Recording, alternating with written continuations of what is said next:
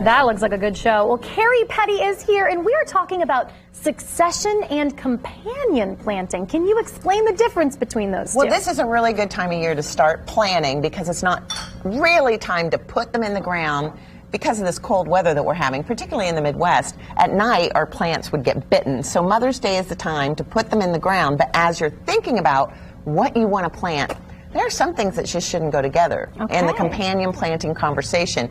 For instance, with potatoes, think about the history of the potato famine. With potatoes, in the Midwest, they shouldn't be planted next to any kind of fruit tree. Okay. That increases the blight. Just like a neighborhood. There are good neighbors and there are bad neighbors. I like it. So tomato plants, one great thing about tomato plants, first of all, can you just smell the soil? It's the best smell ever. Don't we Why always does do dirt this? smell good? Well, it should smell good. If it doesn't, you need to fix it because it means there's something wrong with it. It should smell good. Okay. This is the Husky Cherry.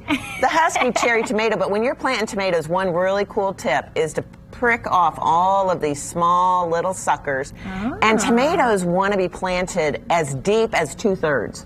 2/3 to 1/3, because all of these places with all these little bumps are where roots will form.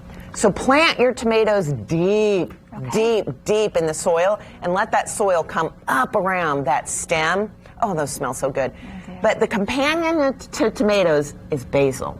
Yum. I love Almost the smell like in of basil. food, like in our recipes. Yes. You know, you'd think. So basil is a wonderful thing to plant next to tomato because it stops the tomato hornworm, which is really cool to look at, but it's kind of scary, but it's really cool to kids because it does have little horns, and it's a big, green, thick thing with yellow polka dots, but it'll help stop the tomato hornworm because of its fragrance. Isn't that a good tip, too? Take your container and put it in, and then pull it out, and then you don't have to dig the hole because the hole's the right size. And who doesn't want to grow their own basil? I know, I love basil. Make sure you always prick off the top of basil.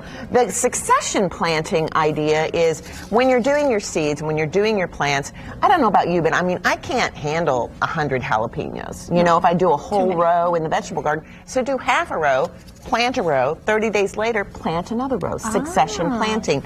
Keep going. With the companion planting, one of the most interesting things when I was doing my research, Kayla, was there's this word called, and I want to share it, it's called allelopathy. And it means, aleo means each other in Latin, and pathos means to suffer. So if you plant next to the wrong things, it causes each other to suffer. Just like in community, but it releases the wrong chemical. Walnut trees, I hate to tell you people, if you've got walnut trees in your yard, that chemical release of that walnut is really bad for our hostas. Things won't grow around the walnut tree. Go around and pick up those walnut tree nuts and leaves when they drop, because they really, when they decompose, they release that bad chemical. Okay. And we're actually heading into a really cool part of the year. We you were are. telling me earlier that we need to be on the lookout. Talk about that. So it's raining today. I'm in Indianapolis, but here in the Midwest, we're getting this huge swath of rain. But everything is just ready to pop open. So get out there this next week. It's going to be sunny. It's going to be warmer.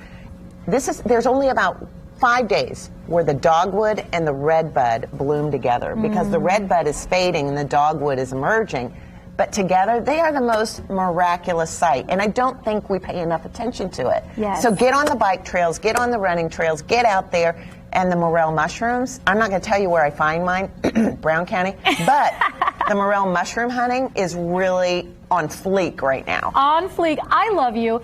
I'm not going to tell you, then you tell us. All right, real quick before we toss, what about your podcast? Tell us about the latest on your podcast. Yeah, Growing a Beautiful Life on the All Indiana Network, All Indiana Podcast Network. You know, one thing I love there is being able to share the connection that we have in the human race to the natural world. Okay. And it keeps our chins up in this darker time, I think, that we're having globally, and how everything is in flux. And so just keep your chin up and let's just keep going. I love it. You are the definition of spring. This Thank woman. you. I love it. Thank so much you. happiness coming out of her. Amber, what's coming up next? Isn't she so lovely?